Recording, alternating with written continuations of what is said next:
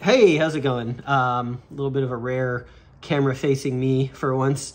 I just want to do a quick check-in because Game On Con is starting this week, and as you know, every year I do a lot of video coverage from Game On Con, showing you what's being played, what I'm playing, and all the sort of happenings. So this year the convention is running from Wednesday to Sunday here in the Pacific Northwest, and I will be playing a bunch of games. So I want to take you kind of through that and give a quick update on the status of the channel, what I've been working on.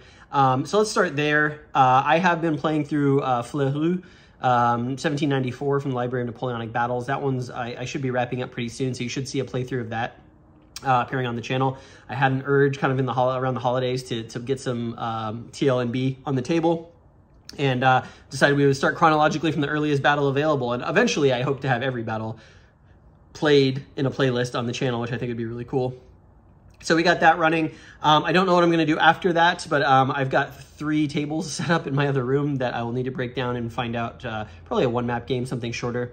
I also realized that I still haven't posted my both my Shelf of Shame, like unplayed games of 2023 video, which I am going to do. That'll probably be the video I do after Game On is over, and I haven't done my top 10 of 2023 as well, both of which I'm extremely tardy on. I just haven't had time to do it, but I do plan on doing it, so we might get a little mid-February look back at 2023, because I do have the list of my top 10 games of 2023 and the games that I sadly did not get to the table, and I would like to do those because those videos tend to do pretty well and you all seem to like the discussion that those generate. So that's what's coming up, and I've been a little sporadic about posting, but on the topic of Game On, I wanted to talk about what games I will be playing this week, so you can get a sense of what to expect of what's coming. So let me show you that. First up on the docket, day 1 of the convention, I will be playing in the morning Successors. This is the Phalanx version. The group that I am playing this with, I'm not sure if they're going to use this version or the GMT version, the old 3rd edition. But either way, I'm very excited. I do like this game quite a bit, and I wanted to play it more. They play Successors every year at the convention, so I'm joining them kind of for, I think, the 2nd time ever. I actually learned how to play Successors at Game On several years back. That's why I ended up backing the Phalanx version, which I really enjoy.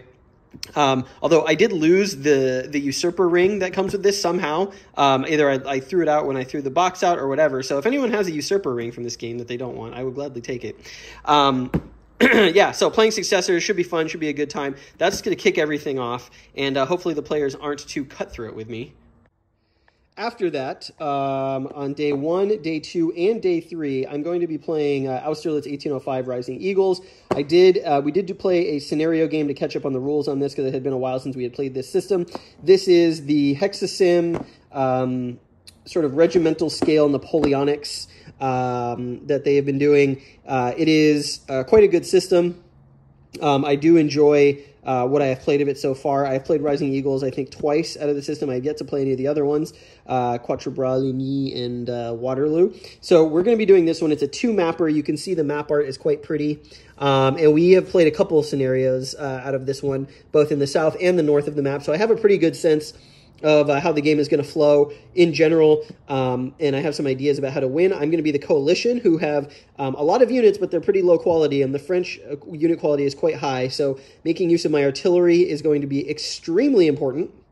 And so we're going to try and do the whole full battle across 3 days. Don't know if we're going to finish, really 2.5 days. Don't know if we're going to finish, but we will be starting early and playing late, and of course you'll see a lot of content from this one over the week. Then, on Saturday, the day I'm most excited for at the convention, we will be playing Matthias Kramer's Weimar, Fight for Democracy. This came out late last year. I'm very excited for this. It is sort of described as a heavy, politically oriented Euro, where you play as one of the 4 political parties in Germany between World War I and World War II. It looks quite meaty, but quite fun, and it says it takes about 6 hours. So first half of Saturday, we're going to be playing Weimar, the Fight for Democracy. I'm reading through the rules right now. It actually doesn't look too bad, and I'm excited to see how this plays. I will probably do a recap of this one, maybe after Game On, about my feelings on it, but I've been excited to get this to the table for quite a while, and just for scale, I'll show you the other game we're going to be playing on Saturday. And that is Tanto Manta. You can see how big the box of Weimar is here. So Tanto Manta is our Saturday afternoon game. We're going to probably be playing the 1490 scenario.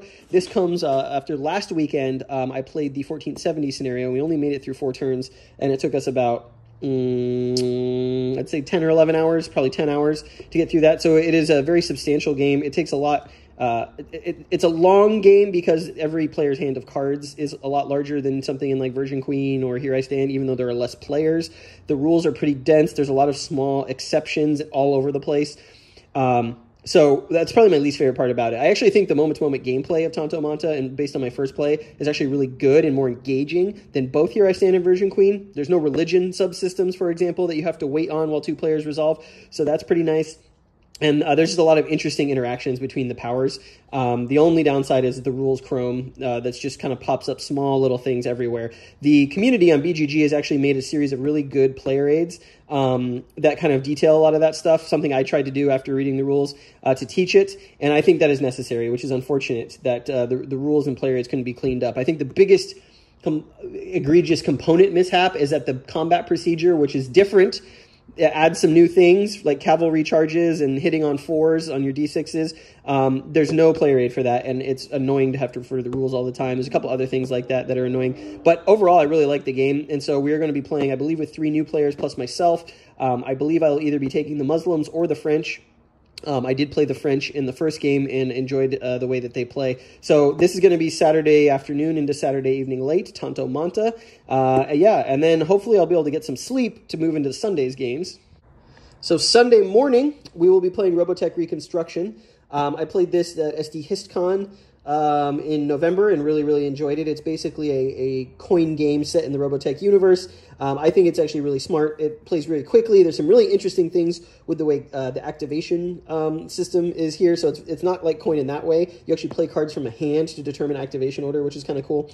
So this is going to be Sunday morning, probably 10 to about lunchtime. We'll probably finish it up. Excited to try a faction I haven't played in there. And then I don't own it, but after that I will be closing the convention with a game of Battlestar Galactica, which is a sort of convention tradition with the group that plays it on the last day. Last time I played Battlestar Galactica with this group, I ended up throwing an innocent human being out the airlock, thinking that they were a Cylon, and they were not. But hey, it's always good to have empirical proof that the person you thought was a Cylon was not. But he was pretty angry about me convincing the table to do that to him. And by the way, I was a human. I was not a Cylon. And I think it kind of ruined his day that I did that. So I'm surprised I got an invite back to play the game.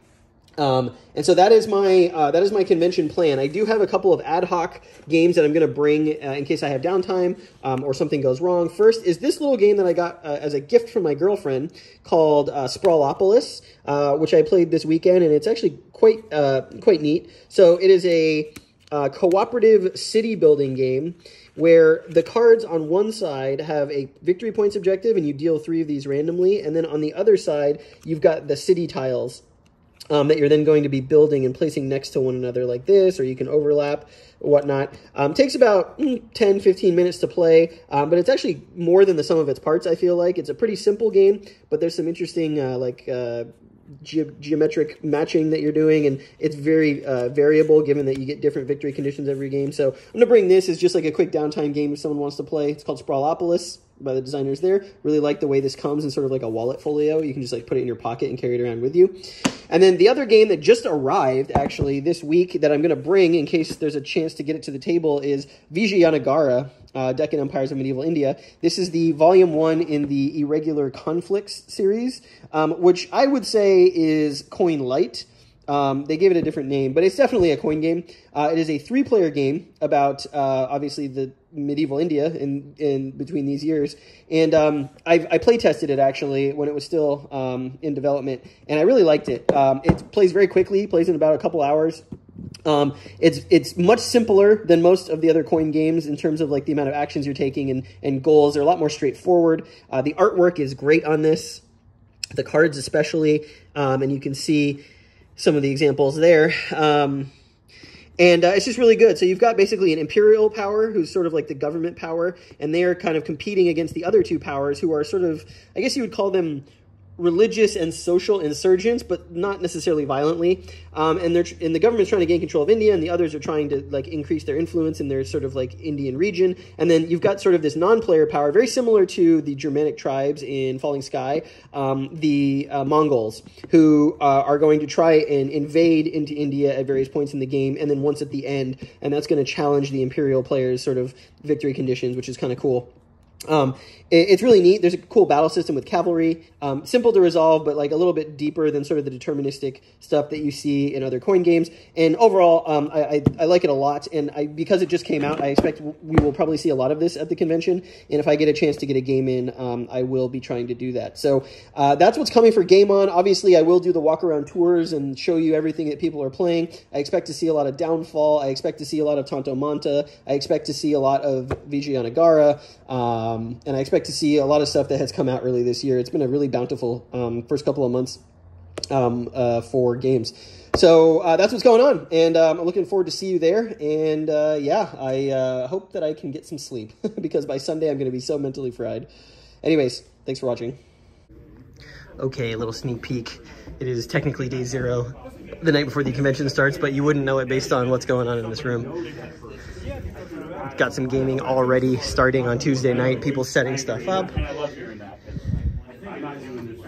Merchant of Venus, that's a tradition here.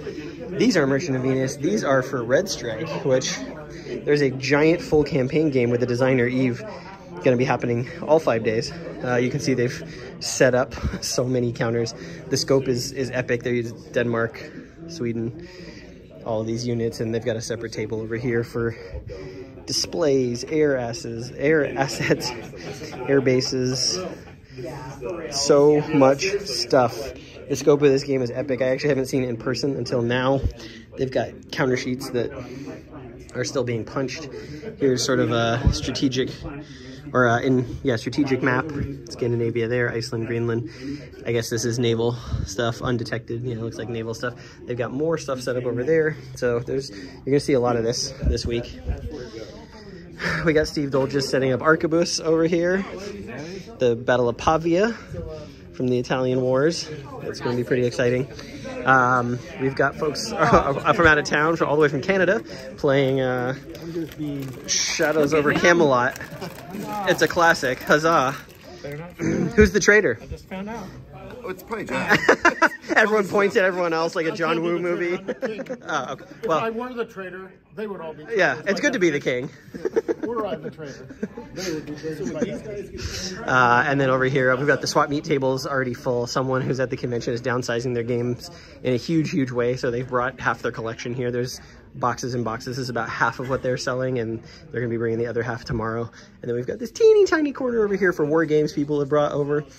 See some Paths of Glory, some Pursuit of Glory, some old GMT stuff.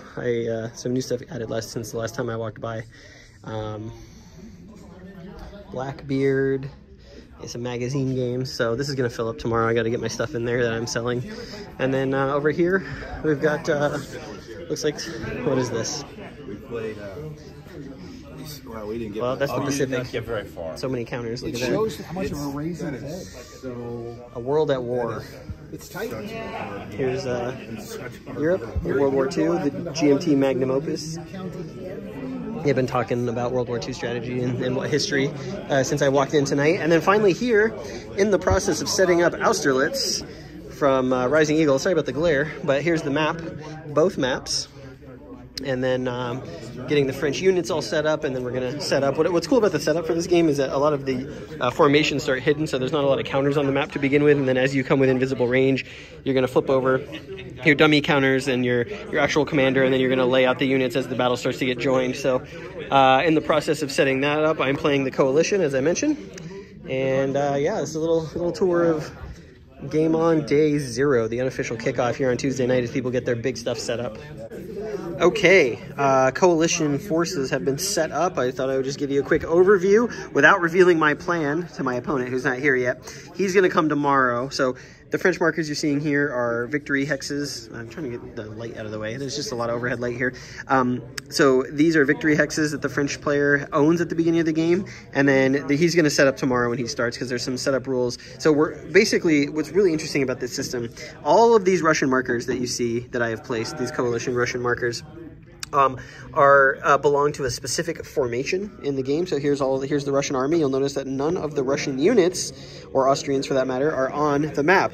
That is because each formation has 3 markers, one of which is the leader of the formation, and 2 of which are the dummy counters. So for example, you can see the advanced guard here. There's 3 of them. And what's going to happen as we start playing the game is we're going to be moving these counters closer to the enemy. And once you come within visibility range, you reveal what the counter that has been spotted. And if it's a decoy, it just gets removed. And if it's the actual commander, that's when you end up deploying the units on the map.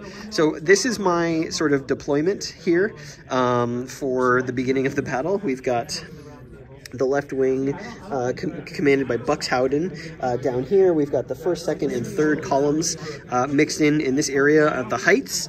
They're likely going to be driving this way to take some of the rich victory points around Sokolnitz, and I do know from having played the Sokolnitz scenario that the Russians do have the advantage here to start the game until sort of Davout's reinforcements start showing up. Then we've got the center, which is sort of in this general direction. This is commanded by Kutuzov, who's somewhere in here.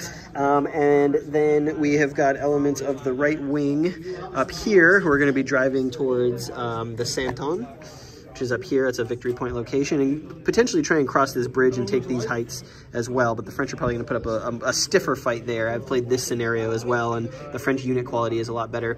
And then somewhere in here, we've got the Russian guard hanging out in the rear, waiting to join when the moment is right. So this is the Russian setup, the plan of battle.